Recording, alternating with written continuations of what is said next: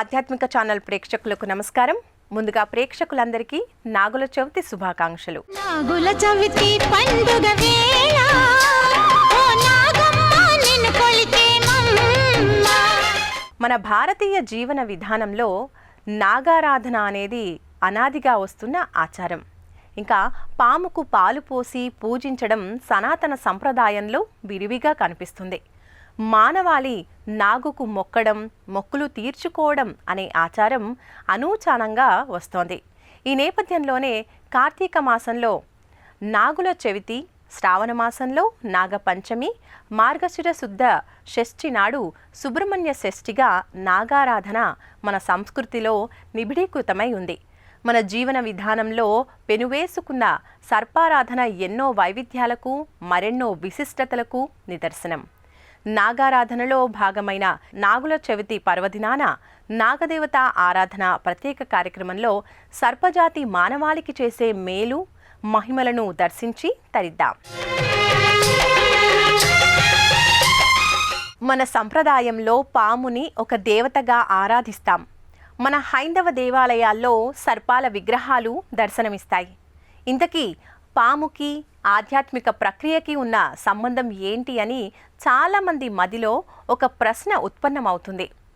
పాముకి మనిషికి భౌతికంగా ఎంతో వ్యత్యాసం ఉన్నప్పటికీ శక్తి వ్యవస్థకి సంబంధించినంత వరకు ఇద్దరికీ సామ్యం ఉందని శాస్త్రం చెబుతోంది. కార్తీక శుద్ధ చవితి నాడు నాగవ్రతం చేయాలని చతుర్వర్గ చింతామణి వివరిస్తుంది. సంతాన సౌభాగ్యం కోసం స్త్రీలు సర్పపూజలు చేస్తారు. నాగదోషం వల్ల సంసారంలో సమస్యలు వస్తాయని, పరిహారంగా నాగేంద్రుని అర్చించాలని నమ్ముతారు. ఇలాంటి ఎన్నో విశ్వాసాల, ఆచార సంప్రదాయాల గురించి తెలుసుకుందాం. న కార్తీక నమో మాసః న దేవం ఈశ్వరాత్పరం నచవేద సమం శాస్త్రం న తీర్థం గంగాయాస్తమం అని పురాణాల్లో పేర్కొన్నారు. కార్తీక మాసానికి సమానమైన మాసం లేదు, ఈశ్వరుడికి సమానమైన దైవం లేడు, వేదంతో సమానమైన శాస్త్రం లేదు, గంగతో సమానమైన తీర్థం లేదు అని ఆర్యోక్తి. శివునికి ప్రీతిపాత్రమైన మాసం కార్తీక మాసం. ప్రతి ఏటా దీపావళి వెళ్ళిన మరుసటి రోజు నుంచి పవిత్రమైన కార్తీక మాసం ప్రారంభమవుతోంది. దీపావళి తర్వాత వెంటనే వచ్చే అపూర్వమైన పండుగ నాగుల చవితి. నాలుగు దిక్కులే నువ్వే దిక్కని మొక్కే నాగమ్మ, నీ బంగారు కాంతుల చల్లని పడగల దీవెనలి అమ్మ. నాలుగు దిక్కులే నువ్వే దిక్కని మొక్కే నాగమ్మ, నీ బంగారు కాంతుల చల్లని పడగల దీవెనలి అమ్మ. నమ్మిన వారికి నాగుల జాతికి అమ్మవు నీవమ్మ, పసుపు కుంకుమ పడతుల కొసగే దేవత నీవమ్మ. మా ఐదవతనమున కమయమునిచ్చి అండగా ఉండమ్మా. కార్తీక మాసం శివకేశవులకే కాక సర్పారాధన కూడా విశేషమైనదే. ఈ మాసం పేరే కార్తికేయుని ప్రాముఖ్యతను తెలియజేస్తోంది. అందుచేత ఈ మాసంలోని శుద్ధ చవితి నాడు సర్పరూప సుబ్రహ్మణ్య స్వామిని పూజించాలి. నాగుల చవితి అలాగే మహాచతుర్థి అంటారు. పచ్చి చలిమిడి చిమిలి చేసుకొని ఆవు పాలు, పూలు, పళ్ళు తీసుకొని పాము పుట్ట దగ్గరకు వెళ్ళి నాగదేవతకు దీపారాధన చేసి పూజ చేసి పుట్ట కన్నులలో ఆవుపాలు పోస్తారు. చలిమిడి చిమిలి కూడా పెట్టి 2 మతాబులు వెలిగించుకుంటారు. పుట్ట దగ్గరకు వెళ్లటం అలవాటు, ఆచారం లేనివారు ఇంట్లోనే పూజా ప్రదేశంలో గోడకి చిమిలి చలిమిడి నాగేంద్రుడిని పెట్టుకొని పూజ చేసుకుంటారు. చలిమిడి, చిమిలి, పాలు, పళ్ళు నైవేద్యం పెట్టుకుంటారు. ఇలా గోడ మీద నాగేంద్రుడిని గద్దె నాగన్నగా భక్తులు భక్తితో కొలుచుకుంటారు.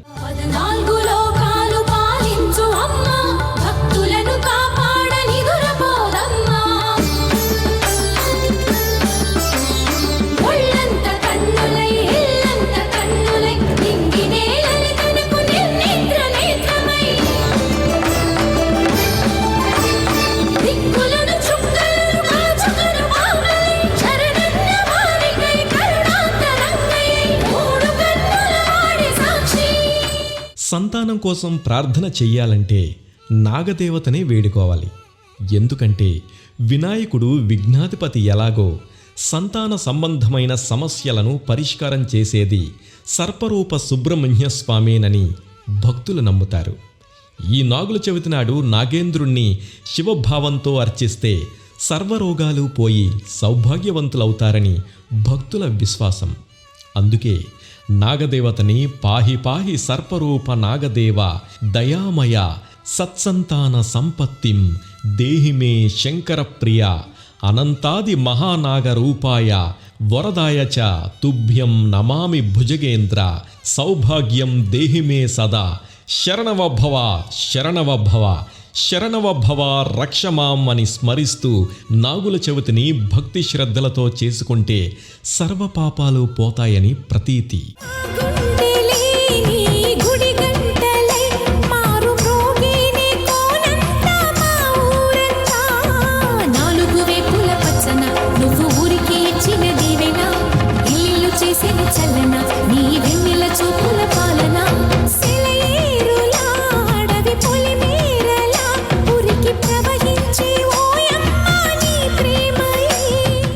నాగుల చవితి నాడు వివాహం కాని కన్నెపిల్లలు నాగారాధన చేస్తే శీఘ్రమే వివాహం జరుగుతుందని నమ్ముతారు.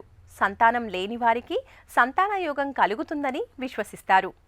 ఇక మానసిక రుగ్మతులు ఉన్నవారికి మనోక్లేశం తొలగి ఆరోగ్యవంతులవుతారని మన భారతీయుల విశ్వాసాల్లో స్పష్టంగా కనిపిస్తోంది.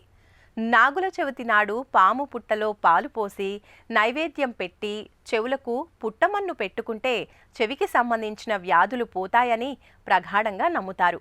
అంతేకాదు పుట్టమన్నును నీటిలో కలిపి స్నానం చేస్తే చర్మ సమస్యలు తొలగి పరిపూర్ణ ఆరోగ్యవంతులవుతారని భక్తులు నమ్ముతారు. ఇన్ని నమ్మకాల అపూర్వ పర్వదినం నాగుల చవితి గురించి మరెన్నో విశేషాలను ఇప్పుడు చూద్దాం. కార్తీక శుద్ధ చవితి నాడు నాగవ్రతం చెయ్యాలని చతుర్భగ్న చింతామణి వివరించింది. సంతాన సౌభాగ్యం కోసం స్త్రీలు సర్పపూజలు చేస్తారు. నాగదోషం వల్ల సంసారంలో సమస్యలొస్తాయని పరిహారంగా నాగేంద్రుని అర్చించాలని నమ్ముతారు. సంతానం ఇబ్బందులు ఎదుర్కోకుండా అపమృత్యువును అధిగమించడానికి నాగప్రతిష్ఠ చేసే ఆచారం ఉంది. మన పూర్వీకుల జీవితాల్లో నాగారాధన ప్రముఖంగా కనిపిస్తోంది. ప్రతి ఆలయంలో నాగప్రతిమలు ఉంటాయి. వీటిని నాగశిల, నాగకల్లు అంటారు. నాగేంద్ర స్వామి నీకు నూకలు సమర్పిస్తాం, మాకు అధిక సంతానం ఇవ్వు అంటూ స్త్రీలు ప్రార్థించే పాట బహుళ ప్రచారంలో ఉంది.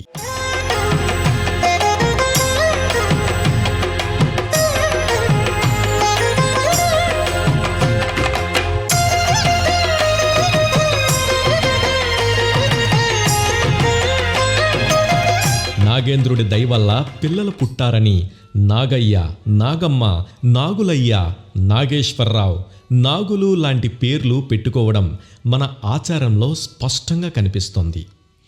నాగులారం, నాగవరం, సర్పవరం లాంటి ఓళ్ల పేర్లు ఉన్నాయి. నామ విజ్ఞాన శాస్త్రం కూడా ఇదే చెబుతోంది. ఈ పర్వదినాల వెనుక యోగ భావన, భక్తి బోధన ఇమిడి ఉన్నాయని పండితులు చెబుతున్నారు.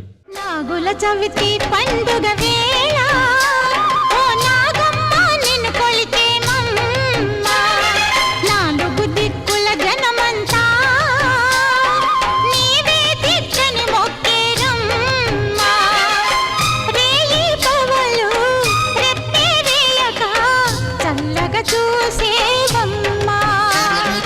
కార్తీక శుద్ధ చవితి నాగుల చవితి. అంతకు ముందు రోజే ఆలయాలు, ఊరి వెలుపల పాముల పుట్టల దగ్గర అలికి ముగ్గులు పెడతారు. పండ్లు, చలిమిడి, చిమలే సిద్ధం చేసుకుంటారు. నాగుల చవితి నాడు వేకువజామునే పుట్ట దగ్గర పూజ చేసి నైవేద్యాలు సమర్పిస్తారు. కొందరు వడపప్పు, కోడిగుడ్లు, కాల్చిన తేగలు, తాటి బుర్రగుంజి కూడా నివేదిస్తారు. సంతానం కలగకపోవడం, వినికిడి లోపం, మాటలు సరిగ్గా రాకపోవడం తదితర దోషాల పరిహారానికి నాగారాధన చేస్తారు. పూజ చేయమేము ఆకాశమంత పడగ విప్పి గొడుగు పట్టగలవు, నీ పుట్ట చుట్టూ ప్రదక్షిణం చేసిన చాలు, మా చుట్టు పట్లకికపై రానీయవు ఆపదలు, నీ పుట్ట మట్టి చెవికి పెట్టి నమ్మి కొలుచు వారికి, పుట్ట మట్టి చెవికి పెట్టి నమ్మి కొలుచు వారికి, భోగాలే తొలగి భోగ భాగ్యాలే కలుగు. ఈశ్వర ఈశ్వరాంశ ప్రతి ప్రాణిలోనూ వ్యాపించి ఉందని ఉపనిషత్ ప్రబోధం. ప్రకృతి పరిరక్షణకు తోడ్పడే సద్భావన సర్పారాధనలో స్పష్టంగా కనిపిస్తుంది. వేదకాలం నాటికి నాగపూజ కనిపించకున్న సంహితల్లో, బ్రాహ్మణాల్లో ఆ ప్రసక్తి ఉంది. పురాణ ఇతిహాసాల కథా నేపథ్యంలో సర్పాల గాథలు సంభ్రమాశ్చర్యాలను కలిగిస్తాయి. ఇలా మానవ జీవన ప్రయాణంలోని ప్రతి అడుగులోనూ సర్పం తాలూకు ముద్రలు, వాటి ప్రమాణాలు మనకు స్పష్టంగా కనిపిస్తూ ఉంటాయి. జ్యోతిష్య యోగ శాస్త్రాల పరంగానూ ప్రాముఖ్యత సంతరించుకుంది నాగుల చవితి. నాగుపాము శైవ వైష్ణవ భేదాలకు అతీతంగా శివుడి మెళ్ళలో అలంకారంగా శ్రీ మహావిష్ణువుకు పాన్పుగా ఉంది. మన శరీరంలోని ఇడ, పింగళ నాడులను ఆడ, మగ సర్పాలతో పోలుస్తారు. నాగులకు జన్మస్థానం పాతాళమని పురాణాలు వివరించినప్పటికీ భూమి మీద ప్రకృతి అంటే మక్కువ కొద్దీ ఇక్కడికొచ్చి సంచరిస్తాయంటారు. దేవ, గంధర్వ, యక్ష, పితృ, రాక్షస గణాల వరుసలో సర్పగణము ఉంది. రామాయణంలో ఇంద్రజిత్తు నాగాస్త్రంతో రామలక్ష్మణులను మూర్ఛిల్లేలా చేస్తాడు. మహాభారతంలోని కురుక్షేత్ర యుద్ధంలో కర్ణుడు అర్జునుడిపై కూడా నాగాస్త్రాన్నే సంధిస్తాడు. అన్నదాతల పంట పొలాల కాపాడే దగ్గర నుంచి అస్త్రశస్త్రాల వరకు మానవాళితో సర్పబంధం అమోఘంగా పెనవేసుకొని ఉంది.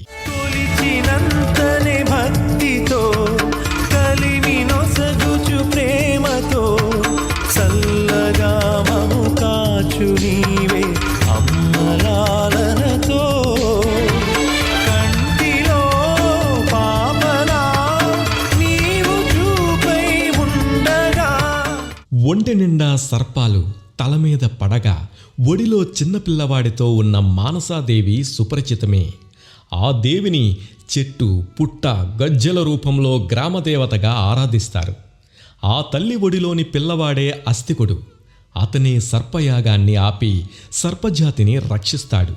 ఆస్తికుడు పేరు చెబితే పాములు పక్కకు తొలగిపోతాయంటారు. దేవీ భాగవతంలోని మానసాదేవి ఆరాధన సర్పారాధనే సర్వభయాన్ని, విష ప్రభావాన్ని పోగొట్టి సంపదలను, సంతానాన్ని ప్రసాదిస్తోంది.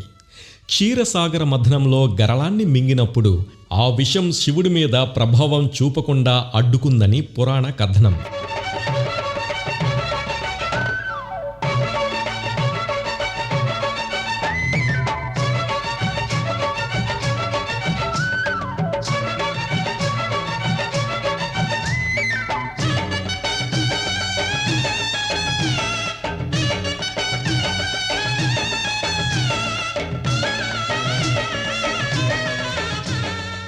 మనసా, వాచ, కర్మణ ఏ మహత్కార్యాన్ని సాధించాలన్నా ముందు మానసికంగా బలంగా ఉండాలి అంటారు. అలాంటి గట్టి మనోసంకల్పానికి ప్రతీక మానసాదేవి. నియమనిష్టలతో, జ్ఞాన సాధన కోసం పట్టుదలతో ఆ దేవి అద్వితీయమైన కృషి చేసింది. ప్రతి ఒక్కరికి ఆదర్శప్రాయంగా నిలిచింది. సర్పజాతికి అధిదేవతగా కశ్యప మహాముని ఈమెను సృష్టించాడని పురాణాలు చెబుతూ ఉన్నాయి. తన జాతి సంరక్షణ ఆధ్యాత్మిక జ్ఞానంతోనే సాధించవచ్చని భావించిన ఆమె అందుకోసం కఠోరమైన తపస్సు చేసింది. అందుకే మనిషి సర్పజాతి నుంచి కూడా నేర్చుకోవాల్సింది ఎంతో ఉందని ఈమె గాథ చెబుతుంది. జగత్కారుర్జగద్దారి మానసా సిద్ధయోగిని వైష్ణవి నాగభగినే శైవి నాగేశ్వరి తథా. అందంగా గౌరవర్ణంలో ఉన్నందున జగద్గౌరి శివుడి శిష్యురాలు కనుక శైవి, శ్రీకృష్ణుడు భక్తురాలు కనుక వైష్ణవి, నాగులకు సోదరి కనుక నాగభగిని. సర్పయాగంలో వాటిని కాపాడిన మూలంగా నాగేశ్వరి అయ్యింది. వాసుకి, తక్షకుడు, ఐరావతుడు, శేషుడు తదితర అష్ట సర్పరాజులను వర్ణించాయి పురాణాలు. పాములను చంపితే నాగదోషమని కొన్నిటి పడగల మీద మహిమాన్విత మణులుంటాయని నమ్ముతారు. జీవావరణ వ్యవస్థలో సర్పం ఓ భాగం. అందుకే సేవ్ స్నేక్స్ పేరుతో ఉద్యమాలు నడుపుతున్నారు. ఆ జాతి అంతరిస్తే ప్రకృతి సమతుల్యం దెబ్బతినే ప్రమాదముంది. ఈ కారణంతోనే మన పూర్వులు నాగారాధనను సూచించినట్టు పండితులు చెప్తున్నారు. నాగుల చవితి పండుగ వేళ ఓ నాగమ్మ నిన్ను కొలిచేమమ్మ, నాలుగు దిక్కుల జనమంతా నీవే దిక్కని మొక్కేరమ్మ.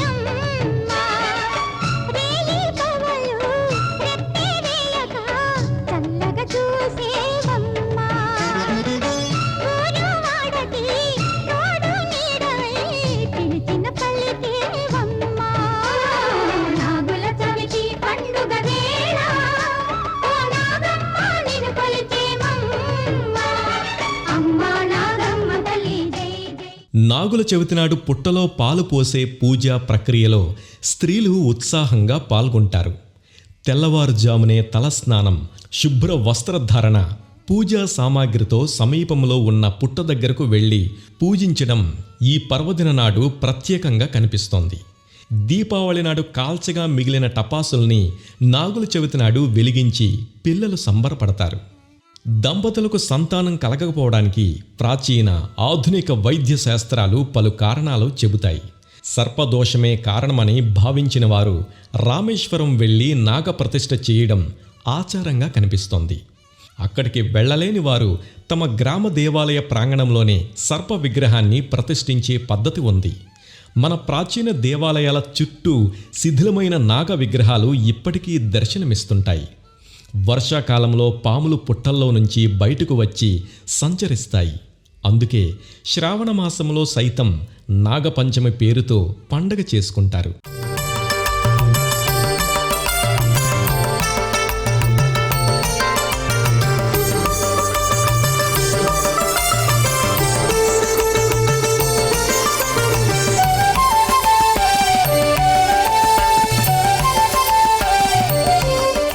పుట్ల వల్ల భూమిలో తేమ పెరుగుతోంది. పంటలకు ఇది ఎంతో అవసరం. పంటలకు మూలం పాములే కాబట్టి రైతులు వాటిని దేవతలుగా భావిస్తుంటారు. పంటలు ఏపుగా పెరిగే కాలంలో కార్తీక శుద్ధ చవితి నాడు మనం నాగుల చవితిని పర్వదినంగా ఆచరిస్తున్నాం. పాములకు ప్రాణదానం చేసిన ఆస్తికుడి కథ భారతంలో ఉంది. పంట పొలాలకు శత్రువులు ఎలకలు, వాటిని నిర్మూలించేవి పాములు. అవి ఏకంగా కనుమరుగైతే మానవాళి మనుగడే ప్రమాదమని నాడు ఆస్తికుడి ప్రబోధం వల్ల జనమేజయుడు ప్రభావితుడయ్యాడు. ఆ కర్తవ్యాన్ని మనకు గుర్తు చేస్తోంది నాగుల చవితి పండుగ.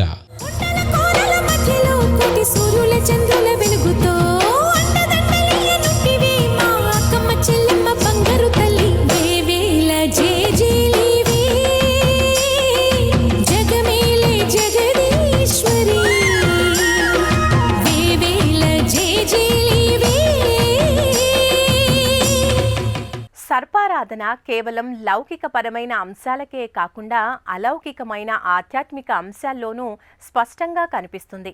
అంతేకాదు, సర్పం శాస్త్ర విజ్ఞాన పురోగతికి తోడ్పడిందంటే ఆశ్చర్యంగా అనిపించక మానదు.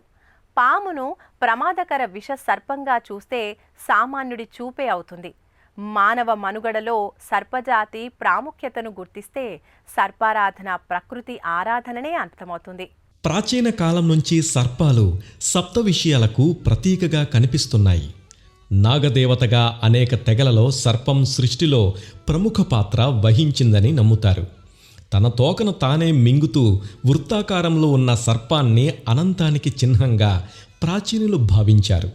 నవీన శాస్త్రజ్ఞుడు కెకూలే ఈ చిహ్నాన్ని కలగని బెంజిన్ అణు నిర్మాణాన్ని ఊహించాడని, అదే రసాయన శాస్త్రంలో మరో ముందడుగు అయ్యిందని చెబుతారు.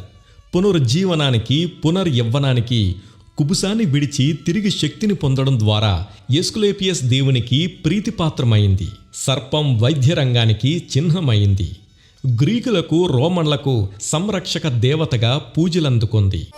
భువనేశ్వరి శివనారేశ్వరి సిరిగల మాయమ్మ, మా సౌభాగ్యపు సిరి సంపద నీవని పూజింతుమమ్మా.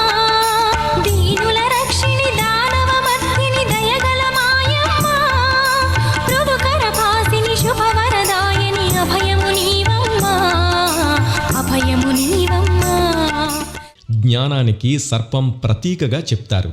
ఉదంకుని దగ్గర కుండలాలను అపహరించుకొని పోయి తక్షకుడు సర్పయాగంలో తన వంశ వినాశనానికి కారణభూతుడవుతాడు. తెలుగు సాహిత్యంలో సర్పబంధ కవిత్వం కూడా మనకు తెలుసు.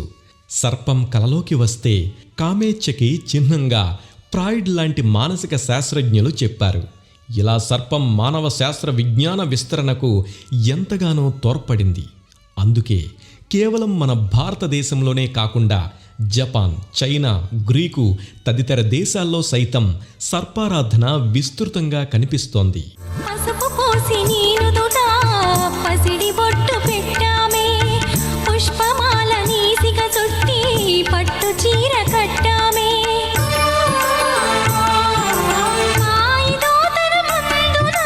మంగళ రూపము నీవే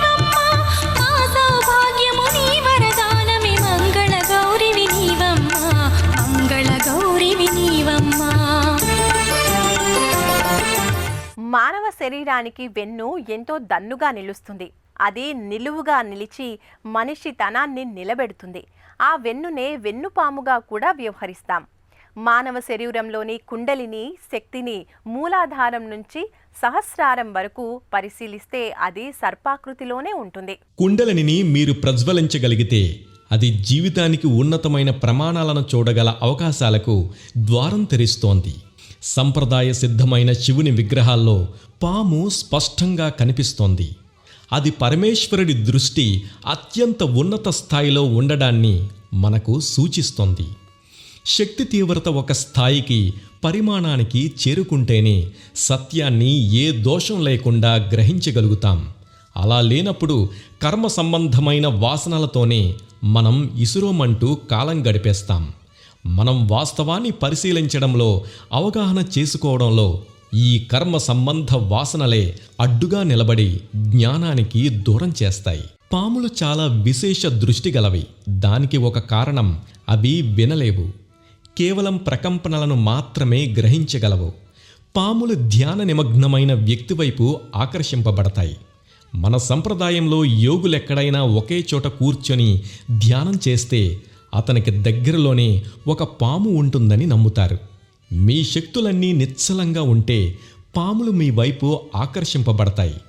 కుండలిని మీరు ప్రజ్వలించగలిగితే అది జీవితానికి ఉన్నతమైన ప్రమాణాలను చూడగల అవకాశాలకు ద్వారం తెరుస్తుందంటారు. సృష్టి అంత నీ చదువని చాటెనహో శాస్త్రములు, ఎదురుగా కనరాని నిన్ను ఏ విధముగా పూజింతును,